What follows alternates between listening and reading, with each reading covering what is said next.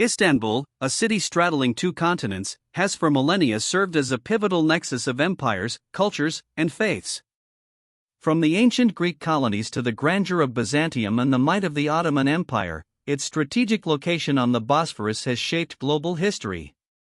This journey takes us to the heart of its historical peninsula, a compact area where some of humanity's most profound achievements in architecture and spirituality stand in remarkable proximity. Here, the echoes of empires are not merely whispers from the past, but living narratives etched into stone in daily life, revealing a complex tapestry of human endeavor and belief.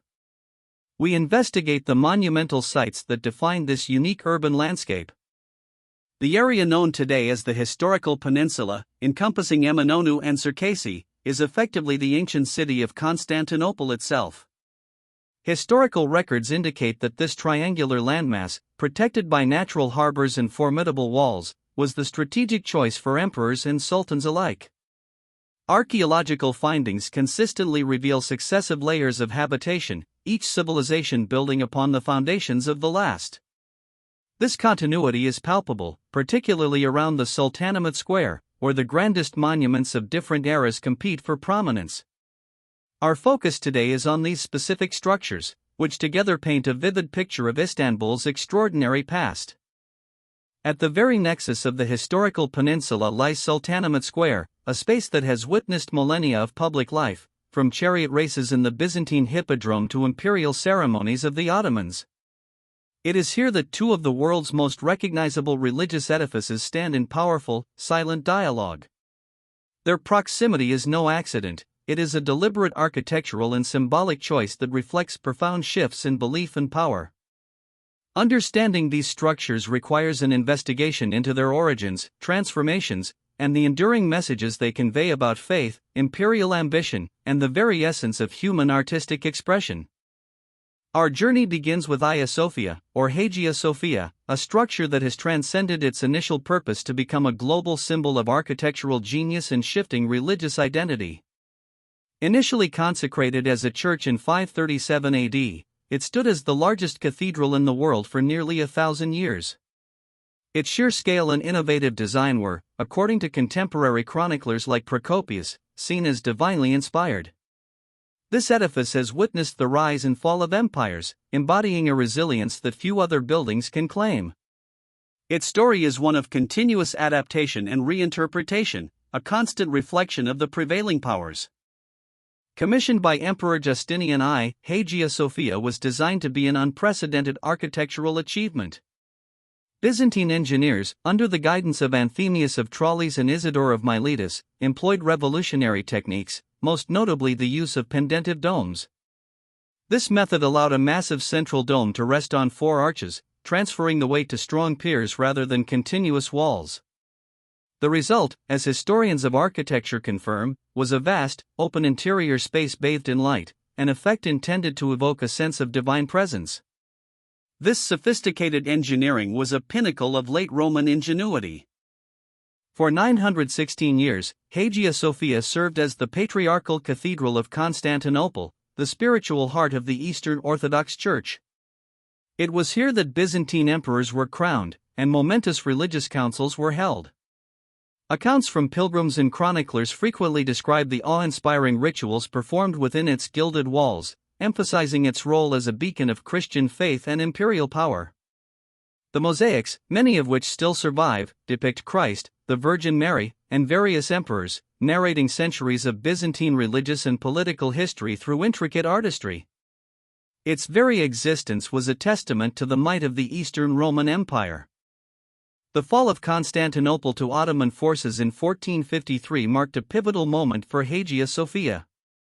Sultan Mehmed II, known as Fatih, or the Conqueror, immediately declared it a mosque, a symbolic act that solidified Ottoman sovereignty over the former Byzantine capital.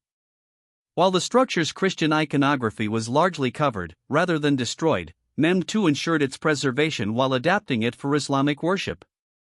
Historical accounts, including those from Ottoman chroniclers, emphasized the Sultan's personal reverence for the building's grandeur, even as he transformed its religious function. This conversion was a powerful statement of a new imperial era.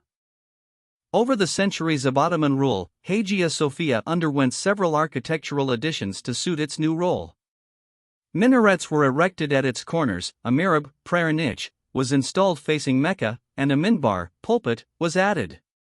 Ottoman sultans, particularly Mimar Sinan, reinforced and expanded the structure, ensuring its stability and grandeur. The vast interior, once filled with mosaics, was adorned with colossal calligraphic roundels bearing the names of Allah, Prophet Muhammad, and the first four caliphs. This transformation, while changing its religious identity, maintained its status as an architectural marvel, integrating Islamic art forms with its existing Byzantine grandeur. In a profound move reflecting the secularization policies of the nascent Turkish Republic, Mustafa Kemal Ataturk, in 1934, declared Hagia Sophia a museum. This decision, according to historical documents, aimed to acknowledge its dual religious heritage and open it as a symbol of peace and common human patrimony. The conversion initiated extensive restoration efforts, uncovering many of the magnificent Byzantine mosaics that had been plastered over during the Ottoman era. For nearly a century, it stood as a globally recognized museum, attracting millions and serving as a bridge between cultures and faiths, a testament to its universal appeal beyond any single creed. In 2020, Hagia Sophia's status shifted once again, reverting to a mosque by a presidential decree following a court ruling. This decision, as reported by various international news outlets, ignited widespread discussion and debate globally, highlighting the complex interplay of history, national identity, and religious sentiment in contemporary Turkey. While its architectural structure remains unchanged, the renewed designation as a place of worship for Muslims reintroduced the practice of daily prayers within its walls, marking another significant chapter in the edifice's long and transformative history. This change underscores the building's enduring symbolism. Inside Hagia Sophia, the architectural mastery is breathtaking. The colossal dome, with its ring of 40 windows, creates a halo effect, making it appear to float. Contemporary accounts described it as suspended from heaven by a golden chain. The vastness of the nave, uninterrupted by supporting columns in the traditional basilica style, was a groundbreaking innovation. Even after centuries of transformations, the interplay of light and space, the grandeur of its scale, and the visible layers of Christian mosaics beneath Islamic calligraphy continue to tell a multifaceted story. It truly represents a pinnacle of both Byzantine and later Ottoman artistic endeavor.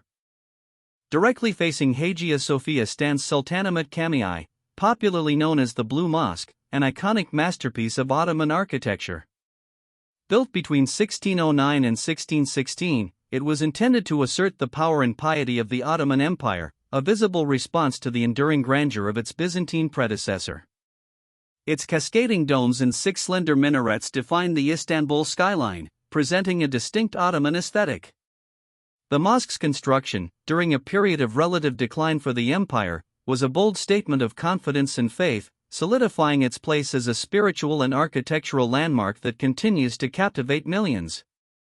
The construction of the Blue Mosque was initiated by Sultan Ahmed I at a relatively young age, driven by a desire to build a mosque that would rival, if not surpass, the spiritual and architectural supremacy of Hagia Sophia. Historical records and Ottoman court documents suggest a deep personal commitment from the Sultan. He reportedly participated in the groundbreaking ceremonies himself, signaling the project's immense importance. This grand endeavor was not merely a place of worship, it was an affirmation of Ottoman imperial might and a direct challenge to the historical legacy of the Byzantine era, asserting a new architectural narrative on the peninsula. The architect chosen for this ambitious project was Sedefkar Mehmed Aga, a pupil and successor to the legendary Mimar Sinan, the chief Ottoman architect. Trained in the classical Ottoman style, Mehmed Aga synthesized the traditions of his master with his own innovative interpretations. Architectural historians credit him with successfully creating a structure that balanced immense scale with delicate artistry. He faced the monumental task of creating a mosque that not only served its religious purpose but also conveyed the imperial majesty of the Ottoman sultans, all while being built in the shadow of the venerable Hagia Sophia. One of the Blue Mosque's most distinctive features is its 6 minarets, a number typically reserved for the Kaaba in Mecca, the holiest site in Islam. This choice reportedly caused some controversy at the time, leading to Sultan Ahmed I funding an additional seventh minaret for the Kaaba to resolve the issue. Scholars interpret this as a clear assertion of imperial prestige and a desire to make the mosque architecturally unparalleled. These slender, fluted towers contribute significantly to the mosque's elegant silhouette, distinguishing it sharply from Hagia Sophia's more robust and fewer minarets, marking a distinct Ottoman architectural statement. The mosque derives its popular name, Blue Mosque, from the exquisite Iznik tiles that adorn its interior walls. Over 20,000 handmade ceramic tiles, featuring intricate floral patterns, trees of life, and abstract designs in shades of blue, green, and white, cover the lower walls and galleries. These tiles, produced in the renowned Iznik workshops, represented the zenith of Ottoman ceramic art. The quantity and quality of these tiles, meticulously arranged, create an interior ambience of serenity and unparalleled beauty, making the Blue Mosque a vibrant testament to Ottoman artistic achievement and attention to detail. This visual splendor makes it unique. Beyond the stunning tiles, the Blue Mosque's interior is characterized by its thoughtful use of light. More than 200 stained glass windows, many now modern replicas of their 17th century originals, filter natural light into the vast prayer hall, creating a luminous and ethereal atmosphere. The architectural design ensures that the central dome, supported by four massive elephant feet piers, dominates the space without overwhelming it, drawing the eye upwards. This blend of light, color, and monumental scale was carefully conceived to inspire devotion and awe, reflecting the spiritual aspirations of its patron and architect. It is a harmonious space. Standing directly opposite each other, Ayasofya and Sultanahmet Camii present a unique architectural dialogue across a shared plaza. Historians and architects note that Sultanahmet was, in many ways, an Ottoman response to the enduring challenge of Ayasofya's majesty. Its 6 minarets, a rare feature for an imperial mosque, are interpreted by some scholars as an attempt to surpass the earlier structure's visual dominance, while its domed silhouette clearly pays homage.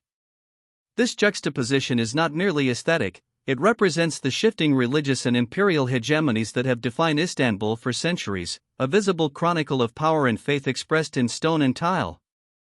The close proximity of these two architectural titans creates a profound symbolic rivalry, yet also a shared landscape of devotion and artistry. Hagia Sophia represents the ingenuity and spiritual depth of the Byzantine Empire, while the Blue Mosque embodies the zenith of Ottoman architectural confidence. Their existence side by side illustrates Istanbul's unparalleled historical depth, where one empire's sacred space becomes the inspiration and challenge for the next. This area, with these two grand structures, serves as a powerful testament to the layers of history, faith, and ambition that have shaped this extraordinary city, inviting reflection on the ebb and flow of human endeavor. It is a compelling visual history lesson. Moving beyond the grand mosques, our investigation leads us to Topkapı Palace, the administrative heart of the Ottoman Empire for nearly 400 years. This sprawling complex, established shortly after the 1453 conquest, was not merely a royal residence, it was a self-contained city housing thousands, the nexus from which sultans commanded an empire stretching across 3 continents. Unlike grand European palaces, Topkapis' design prioritizes function, privacy, and an understated elegance, reflecting the Ottoman aesthetic of simplicity. Its very layout provides a window into the intricacies of imperial governance and daily life within a powerful, centralized state. Commissioned by Fatih Sultan Mehmet, the conqueror of Constantinople, Topkapı Palace was strategically located on the Seraglio Point, offering commanding views of the Bosphorus, the Golden Horn, and the Marmara Sea. Its initial construction began shortly after 1453, evolving from a temporary royal residence into the formidable complex we see today. Historians affirm that its design broke from prior Byzantine palace traditions, opting for a series of courtyards and pavilions rather than a single, imposing structure. This decentralized layout allowed for various functions: administration, education, and private life to coexist within one grand, yet understated, imperial compound. Topkapı Palace is organized into 4 main courtyards, each with its own specific function and level of accessibility. The first courtyard, also known as the Court of the Janissaries, was open to the public. The second courtyard housed the imperial administration and treasury. the third courtyard was the Sultan's private domain and the Enderun school, and the fourth courtyard contained private pavilions and gardens. This hierarchical structure, delineated by monumental gates, reflected the strict order and protocol of the Ottoman court. It was a complex ecosystem where thousands of individuals, from the Grand Vizier to gardeners, played their prescribed roles.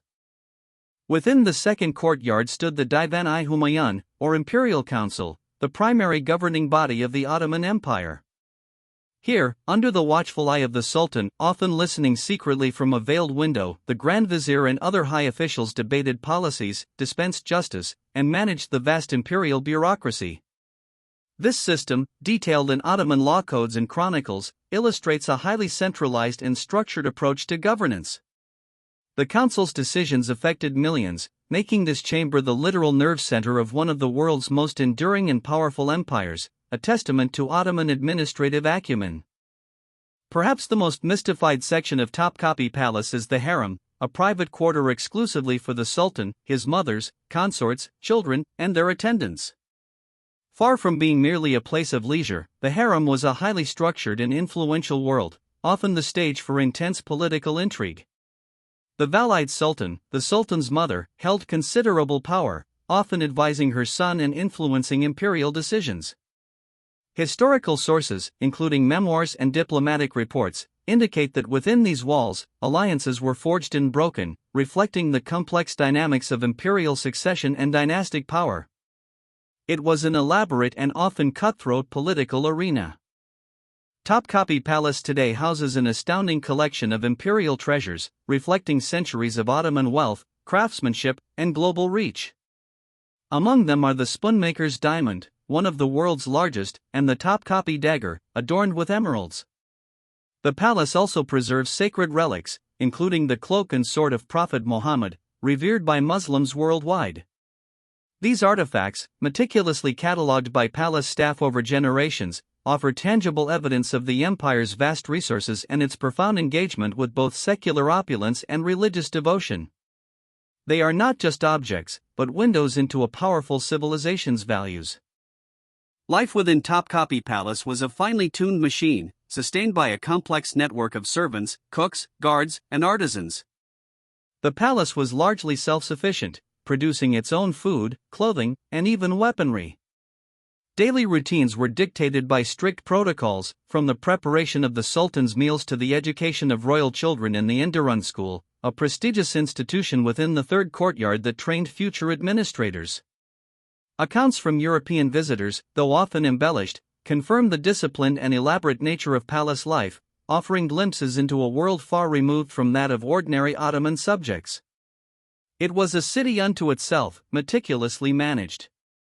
In contrast to the Baroque opulence of many European royal residences, Topkapı Palace's architectural style is defined by its simplicity and understated elegance. It eschewed grand facades for a series of pavilions, courtyards, and gardens that blended harmoniously with the natural landscape.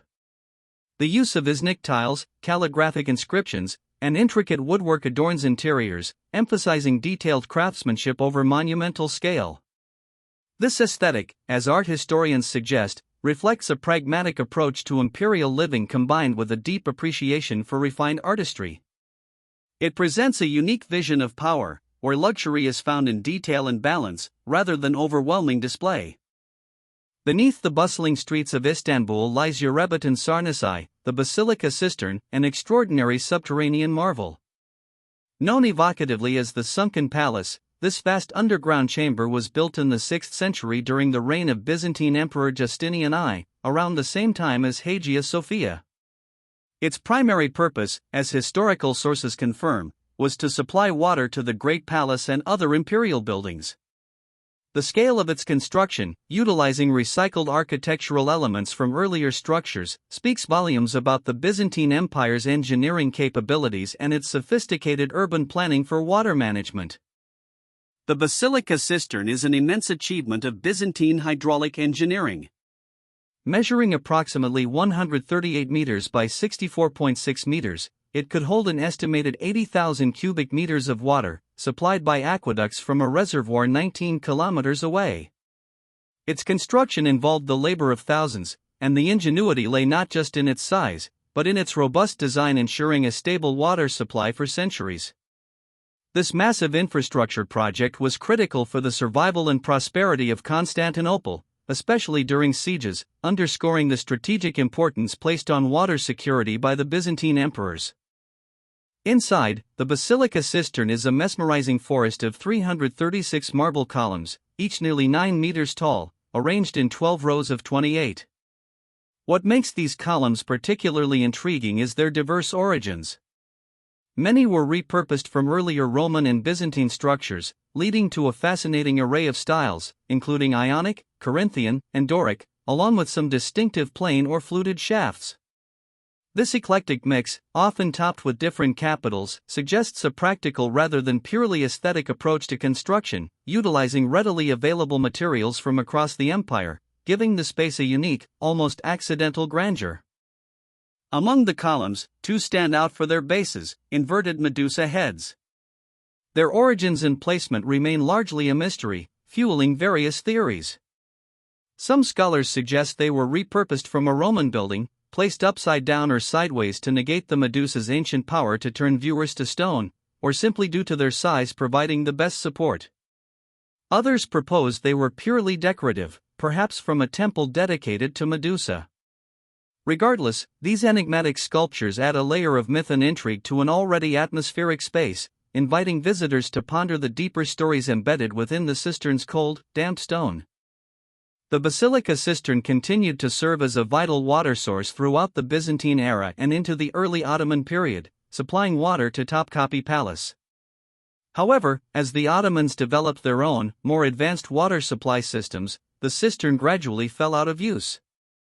It was largely forgotten until the mid-16th century when Dutch traveler Petrus Gillius rediscovered it, noticing locals drawing water and even fishing from underground.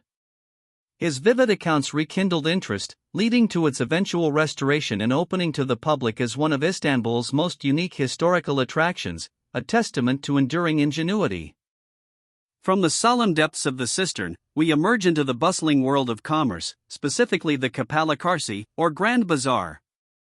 Its origins trace back to the mid-15th century, with Sultan Mehmed II establishing its core structures shortly after the conquest. Initially, it consisted of two bedestens, dome structures for valuable goods, and grew organically over centuries into one of the world's oldest and largest covered markets. Historians and economists note its crucial role in the Ottoman Empire's economy, serving as a hub for international trade and local craftsmanship, a testament to Istanbul's enduring commercial vitality. The Grand Bazaar is not merely a collection of shops, it is a meticulously organized labyrinth of streets, passages, and caravanserais, housing over 4,000 shops. Historically, it was organized by guilds, with specific streets dedicated to jewelers, spice merchants, leather workers, and carpet sellers. This structure, documented in Ottoman municipal records, ensured quality control and fair pricing. Walking through its maze-like alleys today, one can still discern the echoes of this ancient order, even as it adapts to modern tourism. It is a living museum of trade, where centuries of mercantile tradition continue uninterrupted. For centuries, the Grand Bazaar was the heart of Istanbul's economic life, a place where goods from across the Silk Road and beyond converged. Spices from the east, silks from Persia, gold and jewels from local mines, and intricate handicrafts were traded, often in a bustling, multilingual environment. The wealth exchanged here fueled the Ottoman economy and attracted merchants from around the globe. Contemporary travelogues from European visitors often highlighted the incredible array of goods and the sheer volume of trade, painting a picture of a vibrant, dynamic economic powerhouse. It was a true global marketplace, echoing with centuries of transactions. A short distance from the Grand Bazaar, near the Eminönü waterfront, stands the Mazur Çarşısı, or Spice Bazaar, another iconic center of commerce. Constructed in the 17th century, it was originally part of the new mosque complex and was funded by revenues from Egypt, hence its Turkish name, Egyptian Bazaar. This specialized market quickly became Istanbul's primary hub for spices, herbs, medicinal plants, and various exotic foodstuffs. Its more focused nature differentiated it from the vast general merchandise of the Grand Bazaar, drawing specific clientele seeking aromatic treasures from across the empire and beyond. Walking through the spice bazaar is an assault on the senses, with the intoxicating aromas of countless spices, teas, and traditional remedies filling the air. From saffron and sumac to local cheeses and Turkish delight, the market offers a vibrant display of Turkey's rich culinary and medicinal heritage. Historically, Ottoman pharmacists and herbalists sourced their ingredients here, and some shops still uphold these ancient traditions. The bazaar is a living testament to the centuries-old trade routes that brought flavors and healing knowledge from distant lands to Istanbul, making it a unique cultural and gastronomic experience for visitors. Beyond its historical significance, Kapalı Çarşı remains a vibrant hub of daily life.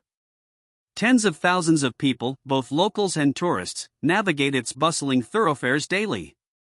The rhythmic calls of vendors, the shimmer of gold, and the intricate patterns of handmade carpets create an unforgettable sensory experience. This unbroken chain of commerce, persisting for over half a millennium, demonstrates the enduring human inclination towards trade and community. It is a spectacle of perpetual motion, a testament to Istanbul's spirit as a trading city, and a living, breathing monument to a ceaseless commerce that binds past to present. The area of Eminönü, where the Spice Bazaar is located, serves as a bustling gateway to this historical heartland. Its ferry terminals and busy streets connect travelers to both sides of the Bosphorus and the Golden Horn, symbolizing Istanbul's enduring role as a maritime city. The iconic Galata Bridge links Eminönü to Karaköy, representing a physical and historical transition between the old city and its more European-influenced districts. This vibrant waterfront has been a point of arrival and departure for centuries, witnessing countless journeys and exchanges that have shaped the city's identity and its connections to the wider world. Just a short walk from Eminönü lies Çerkezi, a district steeped in travel history, most famously as the terminus of the legendary Orient Express. This grand railway station, built in 1890, symbolizes the convergence of East and West, bringing travelers, ideas, and goods from Paris directly into the heart of Istanbul's historical peninsula. Its architectural style, a blend of Oriental and European influences, mirrors Istanbul's unique cultural synthesis. Çerkezi's role as a major transportation hub further underscores the peninsula's centrality, not just locally, but within global networks of travel and exchange, marking it as a true world city. The architectural achievements we've explored, Hagia Sophia, the Blue Mosque, Topkapı Palace, and the Basilica Cistern, represent the pinnacle of human ingenuity across different eras and empires. Each structure, in its own right, is a masterpiece, but their collective presence in such a confined area tells a deeper story. They stand as enduring testimonies to architectural daring, the ability to adapt and transform, and the universal human drive to create spaces that inspire awe, facilitate governance, and meet fundamental needs. This concentration of genius is unparalleled, reflecting a persistent ambition across millennia to build for eternity. The juxtaposition of Ayasofya and Sultanahmet Camii, facing each other across Sultanahmet Square, powerfully encapsulates the transitions of faith and imperial power that have defined Istanbul. Topkapı Palace offers a rare glimpse into the intimate workings of an empire that shaped much of the modern world. The Basilica Cistern reveals the hidden infrastructure that sustains such grand ambitions. And the Grand and Spice Bazaars show the enduring commercial spirit that has thrived for centuries, connecting East and West. Together, these sites are not just monuments, they are living chronicles, continually narrating the grand human story of ambition, belief, and survival. The historical peninsula of Istanbul continues to be a vibrant center where past and present merge seamlessly. Its streets echo with the footsteps of emperors, sultans, merchants, and worshippers from across centuries. The resilience and adaptability of its structures, continually repurposed and reinterpreted, speak to an extraordinary human capacity for reinvention. As we conclude our investigation, it becomes clear that these sites offer more than just historical facts. They provide a profound insight into the enduring spirit of Istanbul itself, a city forever at the crossroads, a city whose stories are written in stone, in water, and in the timeless flow of human interaction. It stands as a testament to humanity's collective legacy.